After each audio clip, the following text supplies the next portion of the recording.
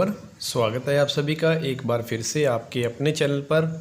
मैं Narendra Kumar, faculty of wisdom academy अरनो से। आज का हमारा जो इकोनॉमिक्स का चैप्टर है, problem of excess and deficit demand. तो ये चैप्टर हमारा एनसीईआरटी बोर्ड के अंदर चैप्टर नंबर 9 है, आपकी मैक्रो इकोनॉमिक्स वाली जो बुक है। तो उसके अंदर आज का जो चैप्टर है उसको हम डिस्कशन करेंगे क्लास +2 के लिए। सबसे पहले हम प्रॉब्लम ऑफ एक्सेस डिमांड और डेफिसिट डिमांड का बेसिक मीनिंग समझेंगे कि एक्सेस डिमांड क्या होती है, डेफिसिट डिमांड क्या होती है। तो एक्सेस डिमांड का मतलब होता है कि किसी भी कंट्री के अंदर जो एग्रीगेट डिमांड है, एग्रीगेट डिमांड का मतलब कि जितनी भी गुड्स एंड सर्विस हैं उनकी डिमांड कंट्री के अंदर ज़्यादा होगी और हमारे पास जो सप्लाई है वो कम है। इस कंडीशन को हम नॉर्मल लैंग्वेज के अंदर बोलते हैं एक्सेस डिमांड। सिर्फ आपको इंट्रोड्यूस करवा रहा हूँ अभी, इसको हम डिटेल में आगे चर्चा भी करेंगे। उसके बाद आता है हमारे पास डेफिशिएंट डिमांड। डेफिशिएंट डिमांड का मतलब डिमांड का कम रह जाना, और डिमांड किससे कम रहेगी? हमारी सप्लाई से कम रहेगी। जब भी हमारी कंट्री के अंदर गुड्स एंड सर्विस का फ़्लो ज़्यादा हो जाए लेकिन उसको ख़रीदने वाले जो कम हो, तो उसको हम बोलते हैं aggregate demand is less than aggregate supply, और इसी कंडीशन को हम बोलते हैं डेफिशिएंट डिमांड। तो ये दो आपके बेसिक पॉइंट्स हैं कि एक्सेस डिमांड के अंदर आपकी जो सप्लाई है वो कम होगी और डिमांड ज़्यादा, और जबकि दूसरे केस के अंदर आपकी डिमांड कम होगी और सप्लाई ज़्यादा होगी। इसको हम बोलते हैं डेफिसिट डिमांड। सिर्फ ये भी इंट्रोडक्शन है, अब इसकी डेफिनेशन वगैरह भी सब कुछ हम आगे रीड करेंगे। तो प्रॉब्लम ऑफ एक्सेस डिमांड और डेफिसिट डिमांड समझने से पहले आपके लिए सबसे इम्पॉर्टेंट चीज़ ये है कि आपको इक्विलिब्रियम की दो कंडीशन आती हैं। जब भी हमारी इकॉनमी इक्विलिब्रियम में होगी तो वो किस कंडीशन पे होती है? इक्विलिब्रियम को हम बोलते हैं कि हमारी जो इकॉनमी है वो स्टेबल है, या इकॉनमी के अंदर स्टेबिलिटी, मतलब एक ऐसी कंडीशन जिसके अंदर आपकी इकॉनमी है वो स्टेबल होगी, इसके अंदर किसी प्रकार का भी जो ट्रेड साइकिल है वो नहीं आएंगे। तो इस कंडीशन को हम बोलते हैं इक्विलिब्रियम। इक्विलिब्रियम किस पॉइंट पे होता है? जब किसी कंट्री के अंदर एग्रीगेट डिमांड और एग्रीगेट सप्लाई का जो लेवल है वो एक दूसरे के क्या होता है? इक्वल होता है। और एग्रीगेट सप्लाई का मतलब जितनी चीज़ें प्रोड्यूसर है जो वो प्रोड्यूस करना चाहता है, यानी कि विश टू प्रोड्यूस। जितनी चीज़ें प्रोड्यूसर अगर प्रोड्यूस करना चाहता है, अगर उतनी ही चीज़ें या गुड्स एंड सर्विस है जो लोग ख़रीदना चाहे, दोनों की विश आपस में एक दूसरे से मैच कर जाए, तो ऐसी कंडीशन को हम बोलते हैं इक्विलिब्रियम या इकोनॉमिक स्टेबिलिटी। कि जितनी चीज़ प्रोड्यूसर प्रोड्यूस करना चाहता है, अगर उतनी ही प्रोड्यूस की हुई गुड्स को अगर जनता या हमारी जो आम लोग ख़रीदने की विश रखते हैं, तो इस कंडीशन को हम बोलते हैं equilibrium. Wish to buy is equal to wish to produce. क्योंकि मैंने आपको लास्ट वीडियो के अंदर चैप्टर 7 के अंदर ये बताया था कि जो एग्रीगेट डिमांड होती है वो सिर्फ प्लान्ड होती है, जितना लोगों ने इस बार गुड्स एंड सर्विस के ऊपर पैसा खर्च करने का सोचा हुआ है। और एग्रीगेट सप्लाई का मतलब जितनी गुड्स या सर्विस जो प्रोड्यूस करने की जो प्रोड्यूसर ने सोच रखी है। तो उन दोनों की अगर विश आपस में मैच होगी तो वही हमारा इक्विलिब्रियम पॉइंट होगा। इसके अंदर आपका स्टॉक है जो वो ज़ीरो होगा, मतलब कि आपका ना तो स्टॉक इसके अंदर कम रहेगा ना ही आपका स्टॉक ज़्यादा होगा। तो ऐसी कंडीशन जिसके अंदर प्रोड्यूसर का जितना भी प्रोड्यूस किया हुआ सामान है वो सारे का सारा सेल हो जाए, ना तो उसमें स्टॉक कम रहे, लोगों की डिमांड्स भी पूरी हो जाएं और प्रोड्यूसर का स्टॉक भी फिनिश हो जाए। तो ऐसी ही कंडीशन को हम इकोनॉमिक्स के अंदर बोलते हैं इक्विलिब्रियम। अब दूसरी कंडीशन होती है कि जिस समय हमारी जो सेविंग्स हैं अगर वो इन्वेस्टमेंट के इक्वल हों, तो ऐसी कंडीशन को भी हम इकोनॉमी के अंदर बोलते हैं इक्विलिब्रियम। या तो सेविंग और इन्वेस्टमेंट इक्वल आ जाए, या फिर आपकी एग्रीगेट डिमांड और एग्रीगेट सप्लाई अगर एक दूसरे के इक्वल आ जाए, तो इन दो कंडीशन को इकोनॉमिक्स के अंदर बोलते हैं इक्विलिब्रियम पॉइंट। अब इक्विलिब्रियम दो कंडीशन में हो सकता है आपका। तो पहला टॉपिक तो आपको इक्विलिब्रियम के अंडर आएगा under employment equilibrium.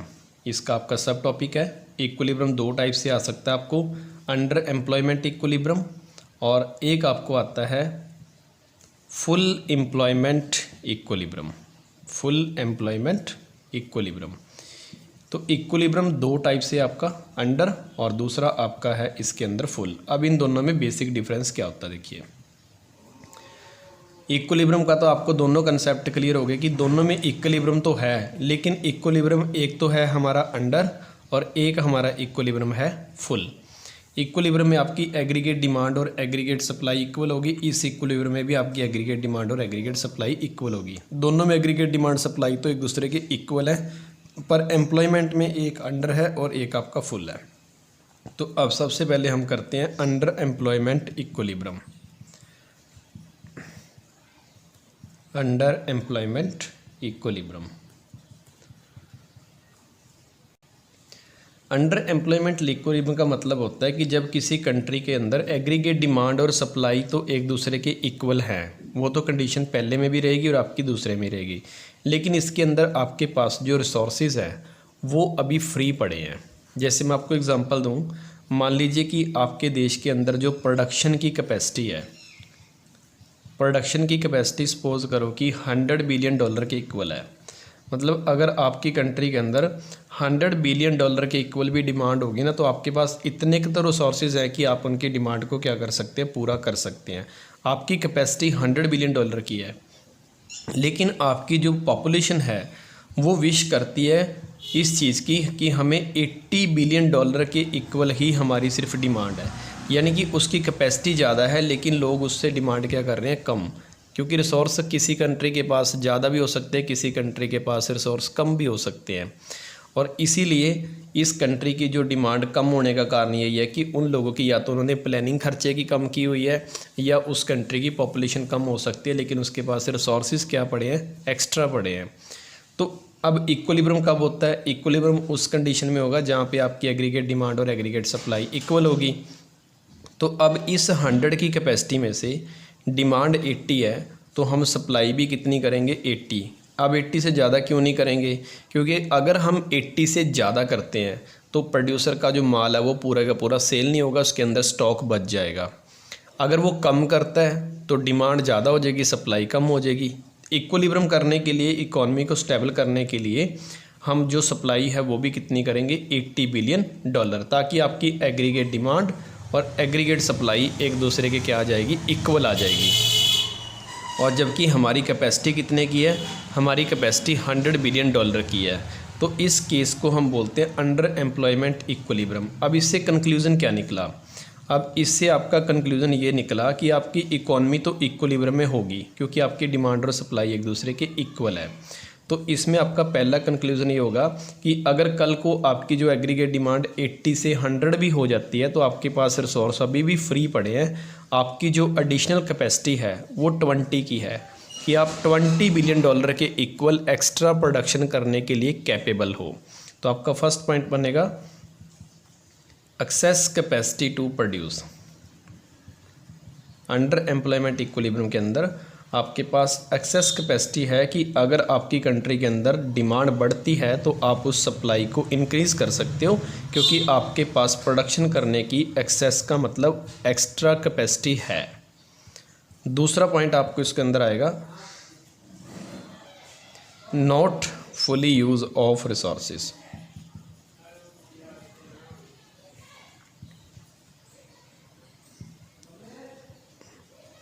Not fully use of resources, not fully का मतलब क्योंकि रिसोर्स आपके पास कितने के हैं, 100 के, लेकिन आप उसमें से यूज़ कितने कर रहे हो, सप्लाई कितना कर रहे हो, 80।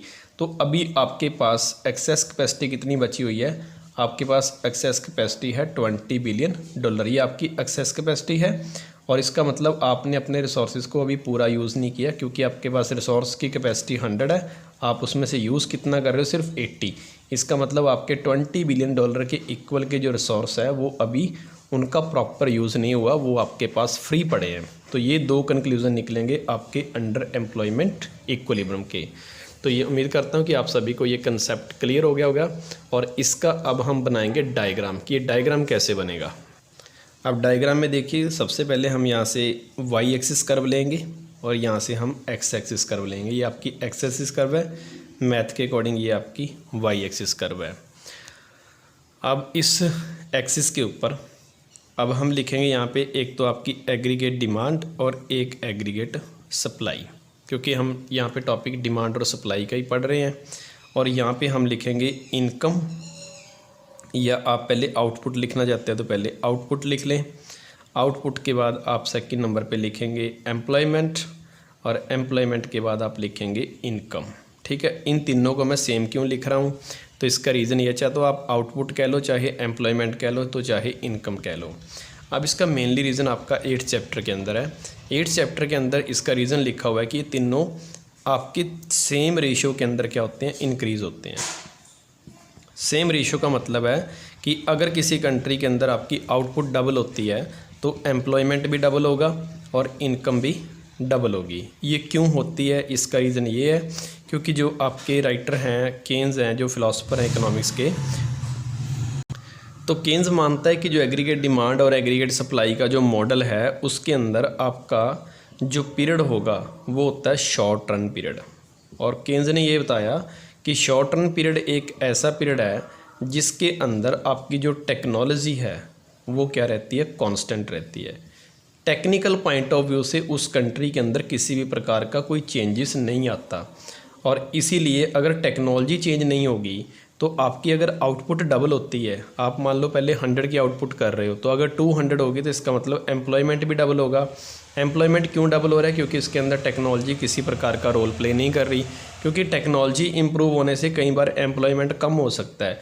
लेकिन केन्स यहाँ पे क्या मान के चलता है, वो अपनी अजम्पशन के अंदर कि आपका जो टेक्नोलॉजी है वो इसके अंदर कोई भी रोल प्ले नहीं करेगा, क्योंकि शॉर्ट रन पीरियड एक इतना छोटा पीरियड होता है जिसके अंदर टेक्नोलॉजी इतनी जल्दी चेंज नहीं हो सकती। ये इस मॉडल की एक बेसिक अजम्पशन है जो कि आपको मैं 8th चैप्टर में भी करवाऊंगा।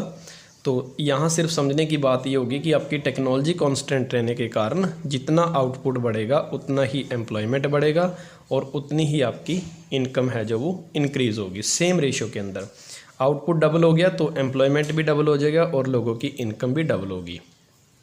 अब चलते हैं हम अपने मॉडल की तरफ। तो उसके बाद हमने अब किया था अंडर एम्प्लॉयमेंट इक्विलिब्रियम का कंसेप्ट क्या है। अब यहाँ से हम 0 पॉइंट से ले रहे हैं, तो ये आपकी होगी एग्रीगेट सप्लाई।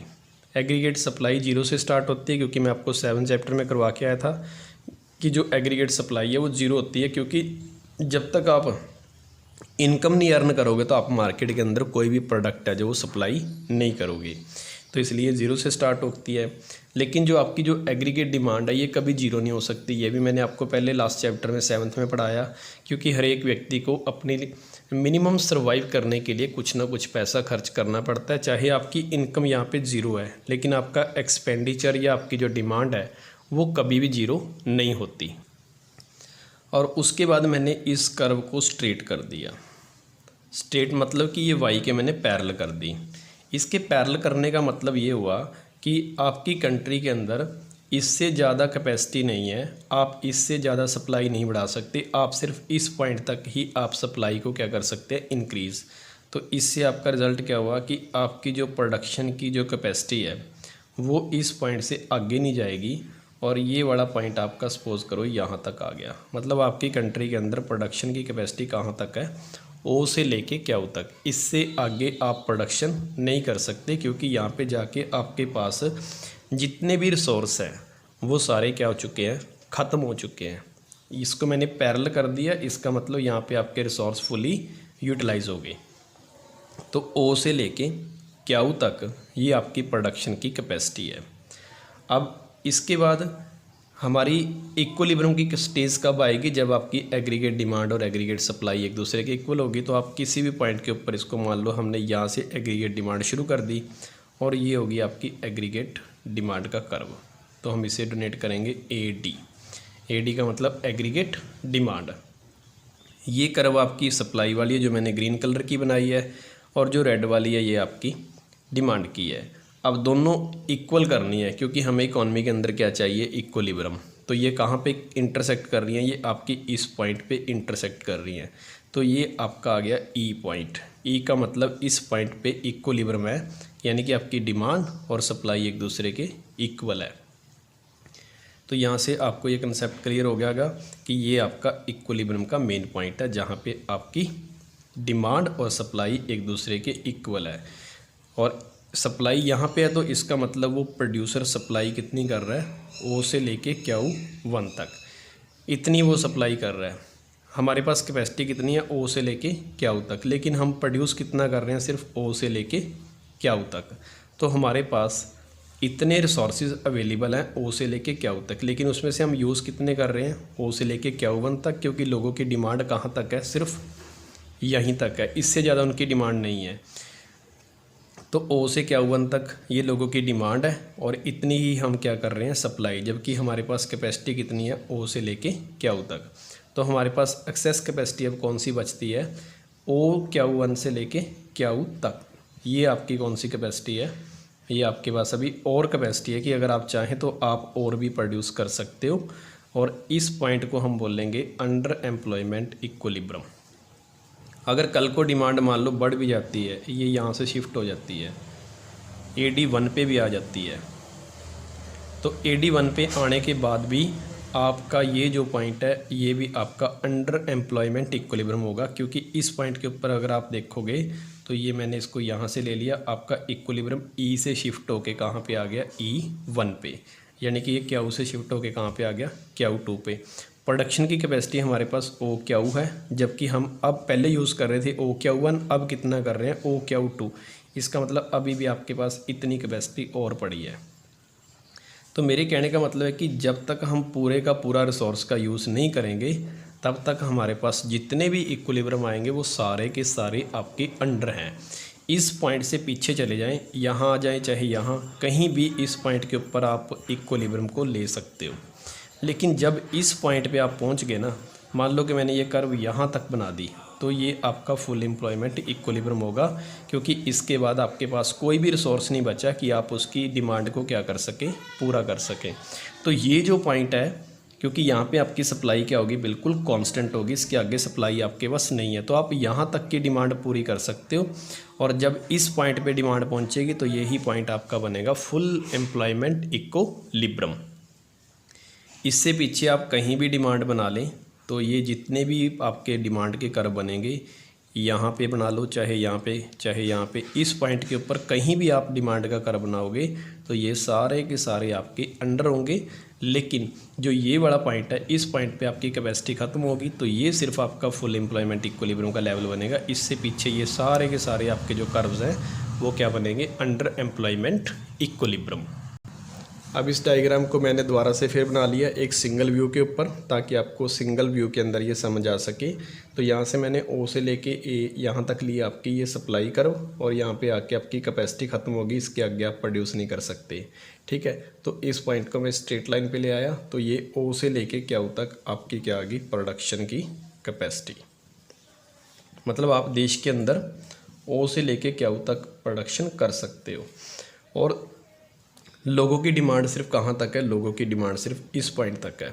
इतनी डिमांड लोग कर रहे हैं और ये सप्लाई को इस पॉइंट पे काट रहा है। इस पॉइंट पे आपकी एग्रीगेट डिमांड और सप्लाई इक्वल होगी, तो आप कितनी डिमांड कर रहे हो, ओ से लेके क्याऊ वन तक, तो ये आपकी होगी एग्रीगेट डिमांड। आप डिमांड इतनी कर रहे हो, इसी पॉइंट पे डिमांड कट रही है, ये वाली इसी पॉइंट पे आपकी सप्लाई इंटरसेक्ट हो रही है, तो आपकी एग्रीगेट सप्लाई भी कितनी है, ओ से क्याऊ वन तक। क्योंकि ये दोनों इक्वल होंगे तभी आपका इकोनॉमी के अंदर इक्विलिब्रियम आएगा। आपकी कैपेसिटी ओ से क्याऊ तक है, लेकिन आप उसमें से जनरेट कितनी कर रहे हैं, ओ क्याऊ वन, तो ये आपकी क्या है, इसके अंदर एक्सेस कैपेसिटी। यानी कि अगर आप कल को कंट्री के अंदर किसी प्रकार की डिमांड बढ़ती भी है, तो आप ओ क्याऊ और क्याऊ वन तक की जो एक्सेस कैपेसिटी है, इतनी प्रोडक्शन आप और कर सकते हो। और ये वाला पॉइंट आपका क्या आ गया, अंडर एम्प्लॉयमेंट इक्विलिब्रियम। तो ये था आपका आज का first concept, under employment equilibrium. इसके बाद मैं जल्दी ही आपको फुल एम्प्लॉयमेंट इक्विलिब्रियम का जो कंसेप्ट है वो क्लियर करवाऊंगा। आप इस डायग्राम को अच्छी तरीके से एक्सप्लेन करेंगे पेपर के अंदर, और ये आपको पॉइंट्स यहाँ से याद रखने हैं, एम्प्लॉयमेंट, आउटपुट और इनकम। और इन तीनों को मैंने सेम पहले बताया, इसलिए लिखा क्योंकि ये तीनों सेम रेशियो में इंक्रीज़ होते हैं। और जो ये थ्योरी हम पढ़ रहे हैं, ये सारी थ्योरी आपकी किसकी है, केन्स की थ्योरी है। और केन्स किस पीरियड को मानता है, केन्स मानता है कि जो एम्प्लॉयमेंट का लेवल अगर आपने सेटल करना है तो उसके लिए आपका शॉर्ट टर्म पीरियड होगा, शॉर्ट रन पीरियड होगा। केन्स लॉन्ग रन पीरियड की बात नहीं करता, जबकि जो पुराने इकोनॉमिक्स हैं उनकी सारी की सारी थ्योरी है जो एग्रीगेट डिमांड या सप्लाई की, वो किसके साथ चलती है, लॉन्ग रन पीरियड के साथ। जबकि हमारा केन्स है जो वो किस पीरियड को मानता है, शॉर्ट रन पीरियड। और जो ये कंडीशन है यही हमारी फुल एम्प्लॉयमेंट इक्विलिब्रियम है। तो इसके ऊपर कहीं भी आप बनाओगे, नीचे बनाएं, कहीं भी बनाएं, ये वाला पॉइंट, इन सभी पॉइंट्स के ऊपर आप अंडर में चलेंगे। लेकिन जब इस पॉइंट पे डिमांड पहुंच गई तो इसके बाद आप प्रोडक्शन नहीं कर सकते, तो ये आपका फुल एम्प्लॉयमेंट इक्विलिब्रियम होगा। ठीक है, सो ये था आज का आपका वीडियो का फर्स्ट पार्ट। जल्दी मैं आपके लिए सेकंड पार्ट लेके आऊँगा। Thanks for watching.